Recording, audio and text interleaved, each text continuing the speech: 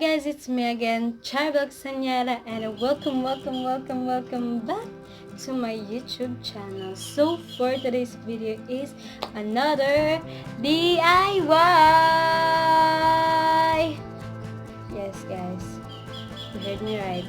Magdi-DIY na naman tayo, and ang i-DIY natin ngayon is face mask. Literal, face mask as in skincare, okay? Hindi yung ganun, tapos na tayo doon. So, ayun na nga, face mask na naman i-DIY natin dahil nga, wala tayong pambili guys. Namumugrot na tayo, naghihirap na tayo, wala na. So, DIY na lang, kapit lang tayo sa DIY. Char. Okay, naisipan ko na gumawa tayo ng DIY face mask na skincare dahil nga sarado pa lahat ng mga salon, mga treatment sa mukha, ganun, mga facial chuchu na mga shop, ganun. So, no choice tayo kung hindi gawin ito mag-isa. Okay? I-treat natin yung mukha natin ng mag-isa, alam mo yun, sa bahay. Dahil nga bawal pa lumabas. Dahil po ECQ pa tayo guys. So, ang main na gagamitin natin para sa ating DIY face mask is itlog at kape. Baka magtanong kayo kung anong magagawa ng itlog at kape sa mukha ko. Alam mo yun? So, guys, panoorin nyo to para malaman nyo ano bang benefit ng itlog at kape sa inyong mukha.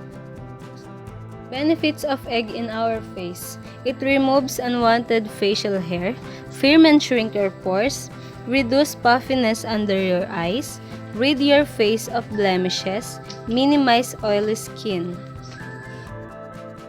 Also, it protects your face from UV rays and eliminate blackheads. Coffee in our face has calming effects, anti-aging benefits, reduce inflammation, acne treatment, dark circles, and after sun care. So, naliwanagan ka na. So, interesado ka na. Kung interesado kayo at gusto nyong gawin to, ito yung mga kailangan natin. First is the main ingredients ng ating face mask is itlog. Itlog galing dun sa tabi-tabi. Sorry. Sa aming little poultry. And kape. Sobrang mura lang nito guys. At guys, hindi natin ito gagamitin lahat, okay? So, ilang kutsara lang ang gagamitin natin. So, ang gagamitin kong kape is yung Nescafe Classic. Bawal yung mga may halo na 3-in-1, ganun hindi. Dapat purong kape guys, okay? And then, bowl na malinis. Pagkatapos niyan is brush na kaya yung medyo malapad-lapad naman guys, no? Huwag tayong gagamit ng pang eyeshadow dahil bukas pa tayo matatapos doon guys. So, yun. Parang, yun. Alam mo yun? Gets mo na? Okay.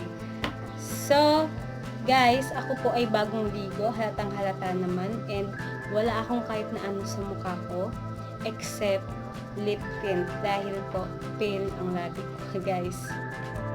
First step na gagawin natin is ipaghihiwalay natin yung puti ng itlog sa yellow dahil yung gagamitin lang natin dito ay yung puti niya, okay? So, basagin na natin yung itlog. Oh my god, hindi ko alam. Oh my god. Oh my god. Stress ako ng kaunti, so napaghiwalay ko na po, nahirapan ako, pero ayan, napaghiwalay ko na yung puti sa yellow. And then ngayon naman is kukuha tayo ng kape. So ito nga yung gagamitin natin. Okay, meron na po kami dito na nakalagay na kape. So, first is siguro mga ganito na ilagay natin.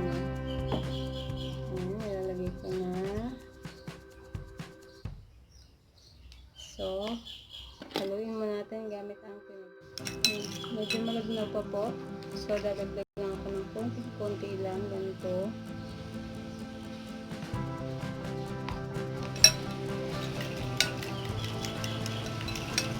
So, ganito na yung nagiging itsura niya.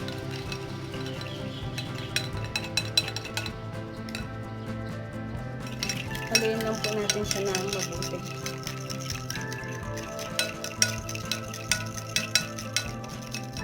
Okay, sa tingin ko okay na siya. Okay na po siya. Ayan. So, pagkatapos nyan, is kukunin ko na yung aking brush. Malinis po ang kailangan, okay? And then, i-dip natin siya. Dip na natin siya.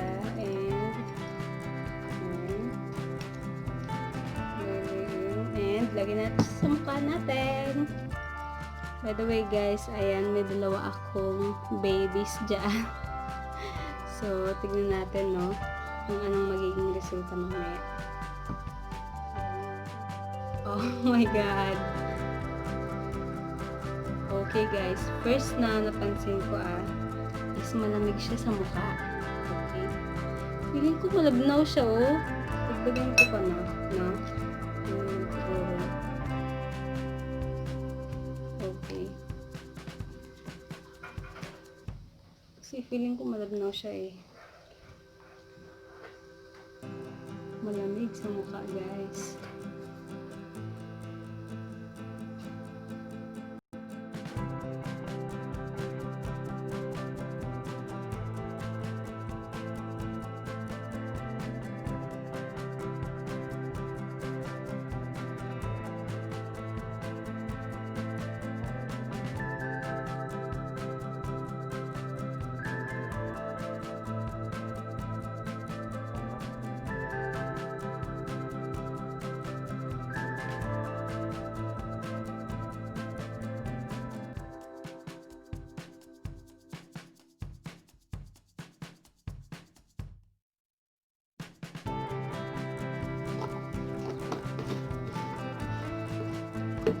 Next na tayo sa ating second layer. What's up guys? At ako po ay nagbabalik. Hindi na oh, matigas na talaga yung kape at itlog sa mukha ko. Dahil hindi na ako makapagsalita ng maayos. Natigas na yung buong mukha ko. Ano mo yun? Oh. Ngayon. Okay.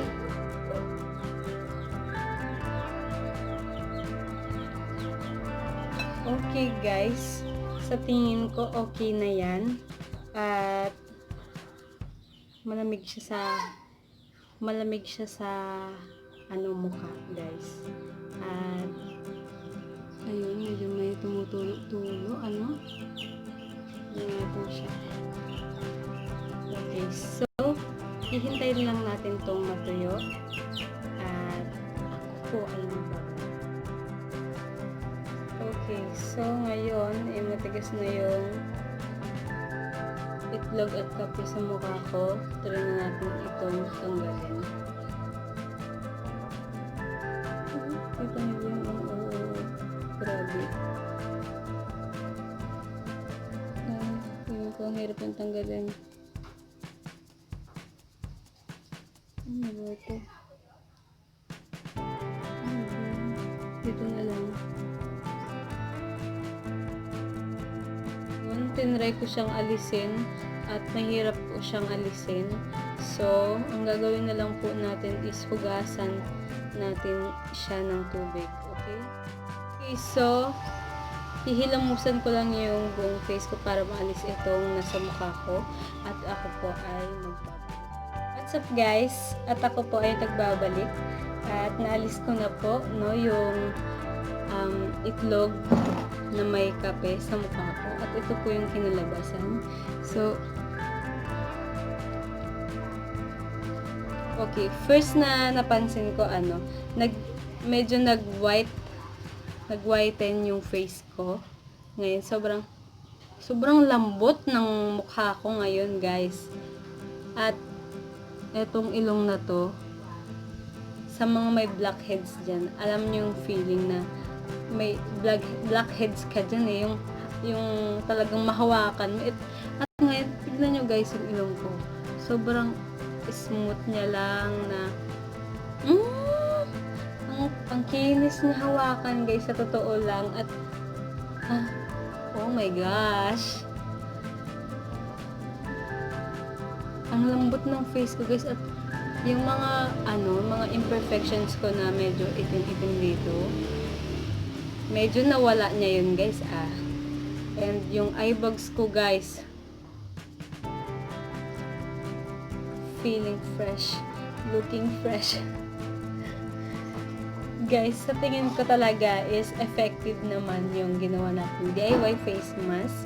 So, ito nga po yung naging resulta. Pero yung dalawa kong babies dyan is medyo wala namang pagbabago. Pero sa face, as in, sobrang glowing sa mukha. At sobrang lambot ng mukha ko, guys.